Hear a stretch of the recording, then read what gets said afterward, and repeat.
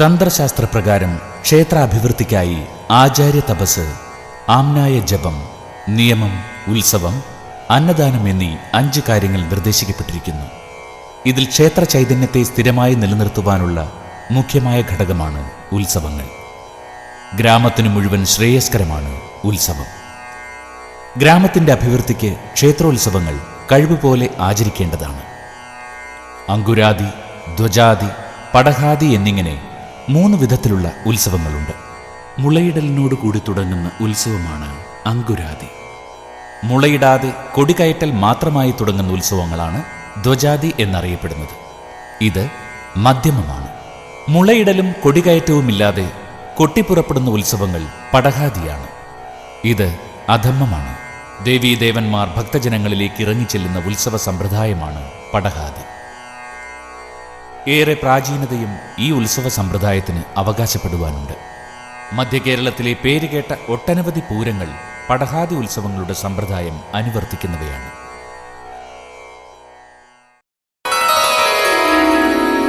തത്ക്ഷേത്രം യച്ഛയാദൃച്ഛ യദ്വികാരി യദച്ഛയത് സചയോ യത്പ്രഭാവശ്ച തസ്മാസേന may ശൃണുഃ. ക്ഷേത്രായനം ക്ഷേത്രായനം.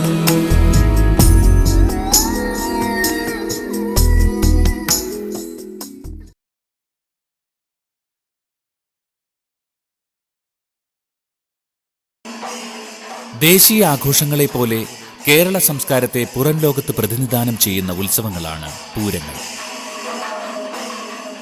ആലങ്കാരികമായ പൂരാഘോഷങ്ങൾക്ക് അനൽപമായ പ്രാധാന്യമുള്ള മധ്യകേരള ക്ഷേത്രങ്ങൾക്ക് അന്താരാഷ്ട്ര പ്രശസ്തി കൈവരിക്കാനായിട്ടുണ്ട്.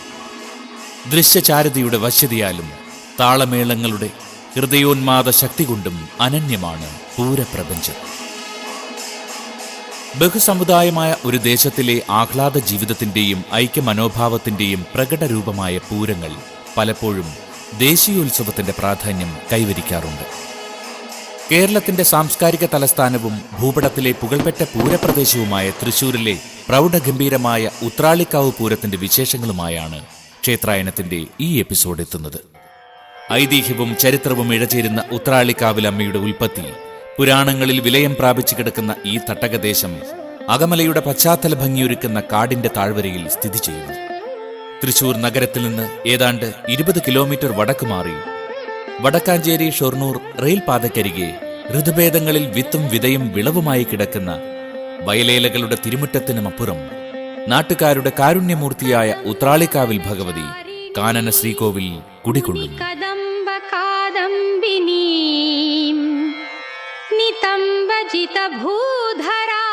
ക്ഷേത്ര സങ്കേതത്തിന് നടുവിലുള്ള പൂവമരത്തിന്റെ ചുവടാണ് അനന്തവിഹായസിലേക്ക് തുറക്കുന്ന ഗർഭഗൃഹത്തിന്റെ സ്ഥാനം. ഭഗവതി സ്ഥിതി ചെയ്യുന്ന പൂജനീയമായ ആ വൃക്ഷത്തിനു ചുറ്റും ശ്രീകോവിൽ പണിതീർത്തിരിക്കുന്നു.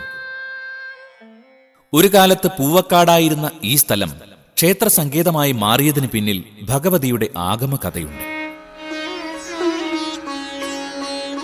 ഏകദേശം 800 കൊല്ലങ്ങൾക്ക് മുൻപ് വടക്കാഞ്ചേരിയുടെ പടിഞ്ഞാറ് ഭാഗത്തുള്ള പടിഞ്ഞാറ്റുമുറി അംശത്തിൽ കേരള തച്ചന്മാർ എന്നറിയപ്പെട്ടിരുന്ന ഒരു പ്രബല നാടുവാഴി കുടുംബമുണ്ടായിരുന്നു. അകമലയിൽ അവർക്ക് നെൽപ്പുരയും വീടും കളവുമുണ്ടായിരുന്നു. മൂകാംബിക ഭക്തനായ അവിടുത്തെ കാരണവർ കാൽനടയായി മൂകാംബിക ക്ഷേത്രത്തിൽ പോയി ദർശനം നടത്തി വരിക പതിവായിരുന്നു. ഒരിക്കൽ ദർശനം കഴിഞ്ഞ് മടങ്ങവേ മൂകാംബിക ദേവീ ചൈതന്യം കാരണവരുടെ കുടപ്പുറത്ത് കയറി കൂടെ പോയി. മടക്കയാത്രയിൽ അദ്ദേഹം തന്റെ ഓലക്കുട അകമല ചുരത്തിനടുത്ത് ഒരു പൂവമരത്തിൽ വെച്ചു. പിന്നീട് അതെടുക്കുവാൻ ശ്രമിച്ചപ്പോൾ ഭാരത്താൽ കുട പൊക്കാനായില്ല. സംശയ നിവൃത്തിക്കായി കേരളത്തച്ഛൻ ജ്യോതിഷ പ്രശ്നം നടത്തി നോക്കി. സാക്ഷാൽ കൊല്ലൂർ മൂകാംബിക ഭഗവതി രൗദ്രഭാവത്തിൽ പൂവമര ചുവട്ടിൽ ഇരിപ്പുണ്ടെന്ന് പ്രശ്നത്തിൽ തെളിഞ്ഞു. ദേവീ ചൈതന്യമുള്ള ആ കുട കേരളത്തച്ഛൻ വീട്ടിൽ കൊണ്ടുവച്ചു. ഔദ്യോഗിക കാര്യങ്ങൾക്കായി കേരളത്തച്ഛൻ വീട്ടിൽ നിന്ന് പോകുമ്പോൾ അവിടുത്തെ ഒരു സേവകൻ ഓട്ടുചട്ടുകമെടുത്തുകൊണ്ട് കുട സൂക്ഷിച്ചിരിക്കുന്ന അറയിൽ പോയി തുള്ളുക പതിവായി. ആ സേവകന്റെ കൽപ്പനകളിൽ നിന്ന് മൂകാംബികാ ചൈതന്യം തന്റെ കൂടെ കുടപ്പുറത്ത് വന്നതാണെന്ന് കേരളത്തച്ഛന് ബോധ്യമായി. അദ്ദേഹം അകമലയിൽ തന്റെ കൃഷിസ്ഥലത്തിനടുത്ത് തറ കെട്ടി ദേവിയെ അവിടെ പ്രതിഷ്ഠിച്ചു. മാസത്തിലൊരിക്കൽ അവിടെ പൂജയും നടത്തിവന്നു. എന്നാൽ തലമുറകൾ വന്നു മറഞ്ഞപ്പോൾ ഈ തറയും പ്രതിഷ്ഠയും അവഗണിക്കപ്പെടുകയും അവിടം കാടായി മാറുകയും ചെയ്തു. ഒരിക്കൽ വയലിൽ പണിക്കു വന്ന ഒരു ഹരിജൻ സ്ത്രീ തന്റെ അരിവാൾ മൂർച്ച കൂട്ടുവാനായി ഒരു കല്ലിൽ ഉരച്ചപ്പോൾ ആ കല്ലിൽ നിന്ന് രക്തം ഒഴുകി വന്നു. പ്രശ്നചിന്തയിൽ ശക്തിസ്വരൂപിണിയായ ദേവിയുടെ ചൈതന്യം ആ കല്ലിൽ കുടികൊള്ളുന്നതായി കണ്ടു. ദേവിയെ അല്പം പടിഞ്ഞാറ് മാറിയുള്ള വയലിന്റെ നടുവിൽ പ്രതിഷ്ഠിക്കണമെന്ന് ജ്യോതിഷി നിർദ്ദേശിച്ചു. അതനുസരിച്ച് എങ്കക്കാട്, കുമരനെല്ലൂർ, വടക്കാഞ്ചേരി എന്നീ ദേശക്കാർ ഒത്തുചേർന്ന് ദേവിയെ കല്ലിൽ നിന്ന് ആവാഹിച്ച് പൂവമരത്തിന്റെ ചുവട്ടിൽ പ്രതിഷ്ഠിച്ചു. വാൽക്കണ്ണാടി രൂപത്തിലാണ് ഇവിടുത്തെ പ്രതിഷ്ഠ. രുദ്രം കണ്ട കാളിയായതിനാൽ രുദ്രമഹാകാളിക്കാവെന്ന് ക്ഷേത്രത്തിന് പേരുവന്നു. രുദ്രമഹാകാളിക്കാവിന്റെ തൽഭവമാണ് ഉത്രാളിക്കാവ്. ഉപദേവതയായി ആദികാല ആരാധനയെ ഓർമ്മിപ്പിക്കുമാറ് നാഗദൈവങ്ങളെയും ക്ഷേത്രാങ്കണത്തിൽ പ്രതിഷ്ഠിച്ചിട്ടുണ്ട്. നാഗാരാധനയും ദേവി ആരാധനയും കാവെന്ന സങ്കല്പത്തിൽ ഒന്നിക്കുന്നുണ്ട്. കേരളത്തിലെ ആദിമ ആരാധന കേന്ദ്രങ്ങൾ കാവുകളായിരുന്നു. തട്ടക ദേശക്കാരിൽ എങ്കക്കാട്ട് ദേശക്കാരുടെ സ്ഥലത്താണ് ക്ഷേത്രം സ്ഥിതി ചെയ്യുന്നത്. ക്ഷേത്ര പൂജാകാര്യങ്ങളിൽ എങ്കക്കാട്ട് ദേശക്കാർക്കാണ് പ്രാമാണ്യം. ത്രികാല പൂജകളിൽ രാവിലെ സരസ്വതി പൂജയും തുടർന്ന് ഭദ്രകാളി, ദുർഗ എന്നീ ദേവതകളുടെ പൂജയും വൈകിട്ട് ഭഗവതി സേവയും നടത്തിവരുന്നു. ഉത്രാളിക്കാവിന്റെ പ്രശസ്തി സാഗരങ്ങൾക്കുമപ്പുറം എത്തിച്ച പൂരം കുംഭമാസത്തിലെ 2ാമത്തെ ചൊവ്വാഴ്ചയാണ് നടക്കുന്നത്. എങ്കക്കാട്, കുമരനെല്ലൂർ, വടക്കാഞ്ചേരി ദേശക്കാരാണ് നാടുണർത്തുന്ന പൂരാഘോഷങ്ങൾക്ക് നേതൃത്വം നൽകുന്ന സംഘാടകർ.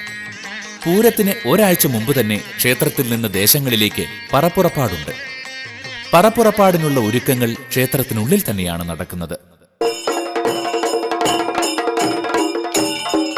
ദേവിയുടെ തട്ടകത്തിലെ പ്രതിനിധിയായ കോമരം ക്ഷേത്രാചാരങ്ങൾക്ക് ശേഷമാണ് പറയെടുക്കുവാൻ പുറപ്പെടുന്നത്.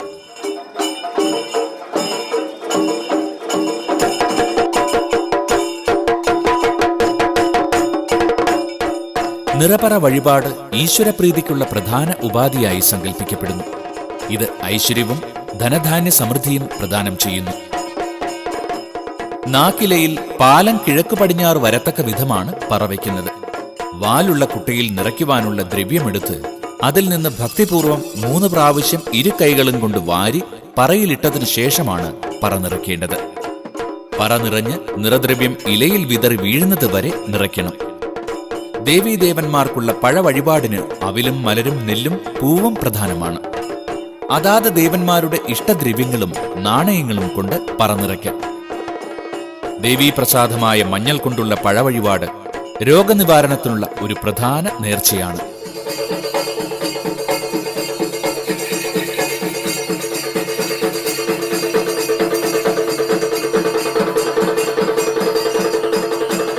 പറനിറയ്ക്കുന്ന ഭക്തർക്ക് ഭഗവതി പ്രതീകമായ കോമരം നെല്ലും പൂവുമെറിഞ്ഞ് ആശീർവാദങ്ങൾ നൽകുന്നു. നിറപറ വഴിപാട് കഴിഞ്ഞ് ദക്ഷിണ ഏറ്റുവാങ്ങി കോമരം ദേശപ്പറ പുറപ്പാടിനുള്ള തയ്യാറെടുപ്പുകൾ നടത്തുന്നു. മുന്നിൽ കുത്തുവിളക്കും പിന്നിൽ കുടയുമായാണ് കോമരത്തിന്റെ പറക്കെഴുന്നള്ളത്ത്. കുട കോമരത്തിന്റെ ആചാരപരമായ അകമ്പടിയാണ്. കുടയിലാണ് ഭഗവതി കൊല്ലൂരിൽ നിന്ന് ഇവിടെ എത്തിയത്. പറപ്പുറപ്പാടിന് ശേഷം ക്ഷേത്രത്തിൽ എങ്കക്കാട്ട് ദേശത്തിന്റെ പൂരപ്പുറപ്പാടിനുള്ള ഒരുക്കങ്ങളായി. ദേവിയുടെ തിടമ്പേറ്റിയാണ് പൂരപ്പുറപ്പാടും എഴുന്നള്ളത്തും നടക്കുന്നത്. എഴുന്നള്ളത്തിനായി പുറത്തേക്ക് കൊണ്ടുപോകുന്ന ദേവതാ വിഗ്രഹമാണ് തിടമ്പ്. ആകർഷകമായി ഒരുക്കിയ കോലത്തിലാണ് തിടമ്പ് സ്ഥാപിക്കുന്നത്. തിടമ്പ് വഹിക്കുന്ന അലങ്കാര രൂപമാണ് കോലം.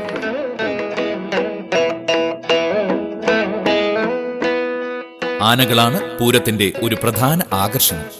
തലയെടുപ്പുള്ള ഗജവീരന്മാരെ അണിനിരത്തുവാൻ പൂരപങ്കാളികളായ ഓരോ ദേശക്കാരും പ്രത്യേകം ശ്രദ്ധിക്കുന്നു. എങ്കക്കാടിനും കുമരനെല്ലൂരിനും 11 ആനകൾ വീതവും വടക്കാഞ്ചേരി ദേശത്തിന് 9 ആനകളുമാണ് അണിനിരക്കുന്നത്. ആനയുടെ അലങ്കാരങ്ങൾ അഴകേറിയ ആ ദേവവാഹനത്തിന് പ്രൗഢി നൽകുന്നു. ചെറുതും വലുതുമായ അലങ്കാര സാമഗ്രികൾ ഒത്തുചേരുമ്പോൾ ആനച്ചമയങ്ങൾ പൂർണ്ണമാകുന്നു. പൂരപ്പുറപ്പാടിനുള്ള ആനകൾ ക്ഷേത്രഗോപുരത്തിന് സമീപമാണ് ആദ്യം അണിനിരക്കുന്നത്.